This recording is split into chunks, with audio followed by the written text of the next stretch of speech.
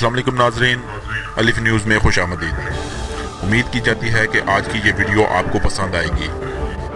एहतसाब अदालत ने एवन फील्ड रेफरेंस का कई घंटे की तखीर के बाद फैसला सुना दिया है। इसके मुताबिक नवाज शरीफ को 10 साल कैद, 8 मिलियन पाउंड जुर्माना, मरियम नवाज को 7 साल कैद, 2 मिलियन पाउंड जुर्माना और कैप्टन सफदर को आनत जुर्म में 1 साल कैद की सजा सुनाई गई है। तफसीलात के मुताबिक एवन फील्ड रेफरेंस का तहरीरी फैसला 100 सफ़ात पर मुश्तमिल है।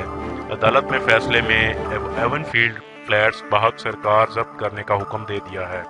एहतसाब अदालत का फैसला आने के बाद मरियम नवाज और कैप्टन सफदर 10 साल के लिए नाअहल हो गए हैं। ताहम मुजरमान के पास अपील दायर करने के लिए 1 माह का वक्त है।